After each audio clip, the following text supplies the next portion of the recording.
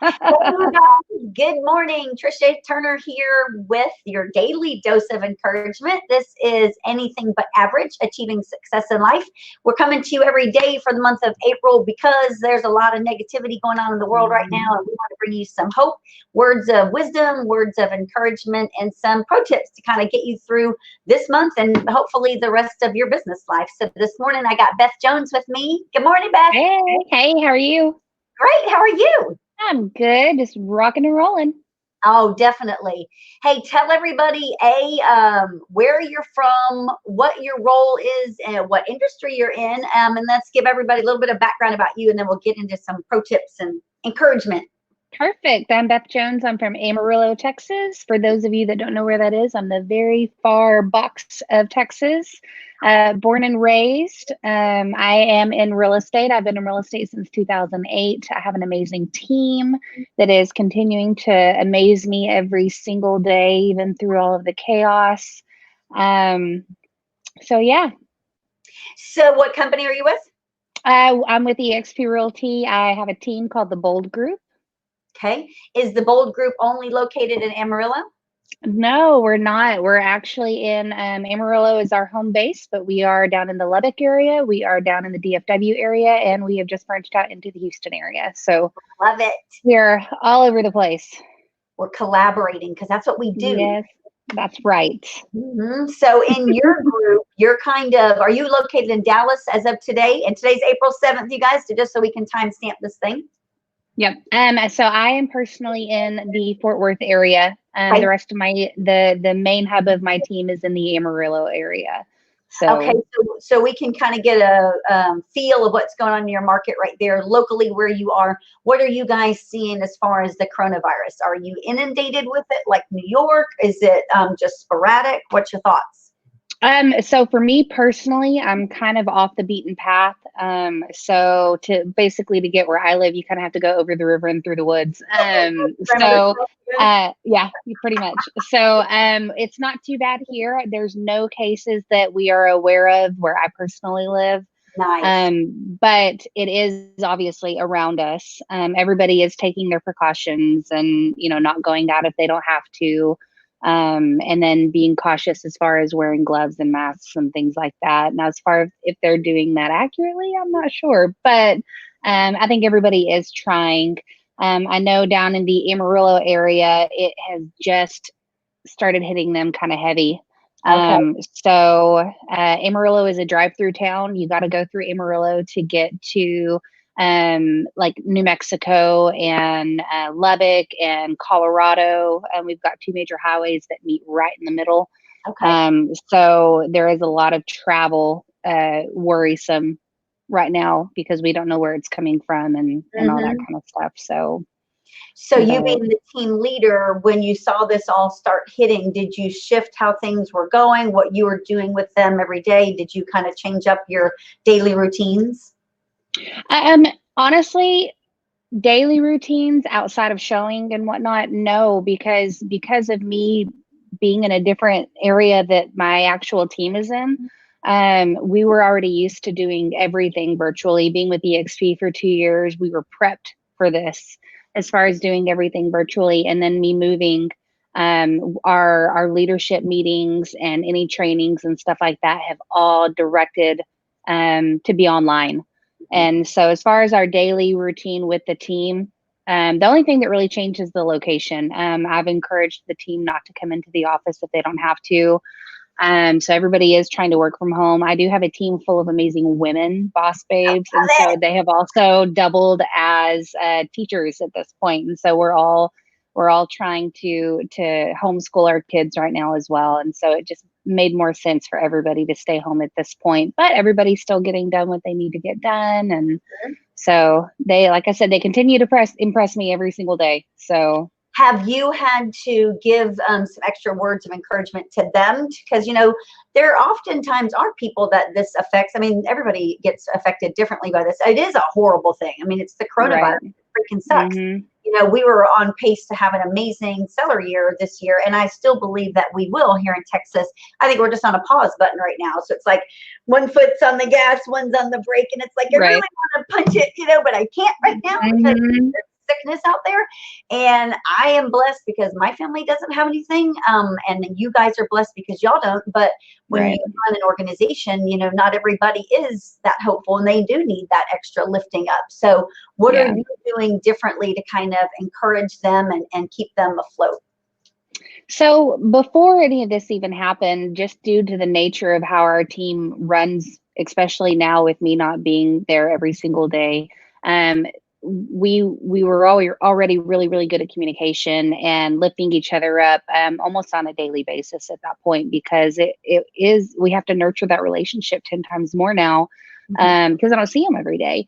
Right. So basically what we did, or what I did to change that on my end, is I just kind of amped it up a little bit more. So I am in constant communication with almost everybody on the team, at least a few times a week, everybody on the team. But as far as the leadership side of the team, I am on the horn with them every single day. Just checking on them, seeing if they need anything I can do for them that's going to help them, because they're stressed out. Amarillo, you know, it hit everybody in Texas quicker because it's, you know, DFW in Houston, for example, there's so many, it's very dense. There's so many people there. Amarillo is a little more spread out. And so it didn't hit them around the same time that it hit the rest of the state. And so they're still kind of in a panic mode and trying to find their way and a new adjustment and stuff like that. They didn't go on a shelter in place till probably 2 weeks after the rest of the state did. Oh, So, wow. Okay. so, So with but, did you guys pull any listings off the market? Did you halt open houses? Did you do all of that stuff? we definitely halted open houses. Our doors are not open to the public right now. It's by appointment only, and if we can't do it via Zoom or FaceTime, then you know, we'll figure something else out at that point based off of what the client's needs are. But we definitely halted open houses. Everything was already kind of going in a virtual pattern, anyways, for us, and so we've just sped that up a little bit. But otherwise, you know, it's been business as usual. We did lose, we did put one seller on hold because of everything that's going on. And not necessarily that they were fearful, but they were in the medical field. And so they're working insane hours. They're exhausted. They don't have the time right now to keep their house picked up for showings. And with them being in the medical field, there's no telling what they could bring home. And then you've got these buyers walking through those homes. And so it was more in a protective manner of, hey, we really don't think it's smart right now to have anybody in our house due to what we do for a living. I highly respect that. I appreciate that. I know our clients appreciate that as well. So that one did go on hold. But other than that, our sellers have not really had any pushback on us yet. We are taking precautions as far as encouraging them to wipe down surfaces before and after, especially those surfaces that you're not thinking to wipe down on a consistent basis that people may touch, like your doorknobs and cabinet pulls, light switches, things like that. And then encouraging them to leave lights on, closet doors open, stuff like that, that I think everybody is really pushing right now. But other than that, you know, just the one seller. Buyers are starting to slow down just a little bit, pumping the brakes a little bit because of everything that's going on. But I don't think it's necessarily because of the virus itself. I think it's more related to their jobs. They're really worried about job security right now, and they don't want to put themselves in a situation that they can't get themselves out of. Yeah. So, which I again encourage at this point right now. So everybody's just being cautious, you know, which they have to be. Absolutely. So when we're in a slower season like we are right now, what are you guys doing as a team, as an organization, to like drill down skills or anything like that? How are you keeping them occupied and their minds occupied? So just with daily check-ins as far as, hey, what's on your agenda for the day? What can I help hold you accountable for? But then increasing our opportunity for virtual training, which EXP has done a phenomenal job even before all this as far as online training, but now that's even been amped up. And so lots and lots of great nuggets that you can pull every single day, even from these lives with you every day. There's something that somebody could pull and implement into their business.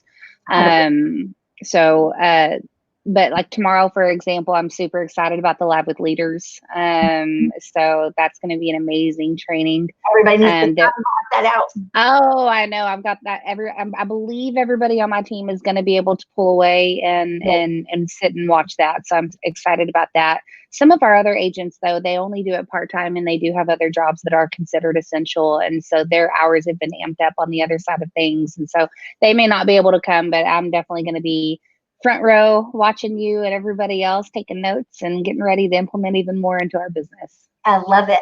So today, for everybody's words of encouragement, what is one like pro tip or something you could tell everybody to help them through this maybe time of uncertainty? What would you tell them? Honestly, focus on what is positive. Try to look at the glass half full, not the glass half empty. While this thing is chaotic and it is hindering a lot of our routine, look at what it is doing in your family's lives. You're becoming closer with your children. You're having a lot more compassion for your teachers at this point and your essential workers. I love watching the community come together to support local businesses that have been affected by this and support the medical community as far as delivering masks and anything they can do. Watching even just on Facebook, someone saying, "Hey guys, I don't have any hand sanitizer. I'll buy some, I'll trade some, I'll barter, whatever." And then instead of somebody taking up that cost or that barter, they're like, "I've got some, I'll drop it off on your front porch." Another thing that I have found a lot of comfort in just in this week alone is the fact that this is Passover week and we've got Easter on Sunday, Good Friday. And remember that this may be a really hard week for us, but it is definitely not harder than what Jesus had to go through this week many years ago. And so if he can get through it, if he can get you through it or put you to it, he can get you through it. And so just remember the positive outlook on all of this and what the blessing is to come on the other side of this is what I'm actually really looking forward to. So when you think about it like that and you think about the times that we're going through right now, how coincidental that it is the week of Easter and our country is in despair right now. And, a lot of people believe that God is, turned his back because people have turned their back on him. And perhaps people need to be, more aware of what they are doing and saying and the things that they're doing. And so, everyone that I've talked to is like, I think if people would actually seek him and actually get back to having a relationship with him, he would probably get back to having a relationship with us and get us out of this darkness, Absolutely. How are you going to celebrate Easter now that we can't go to church? Have you thought about that? Yeah, so I'm actually going to do, because we can't go to church, we'll have living room church. And then we are going to do an Easter egg hunt with the kids, but we're just going to get more creative. It might be,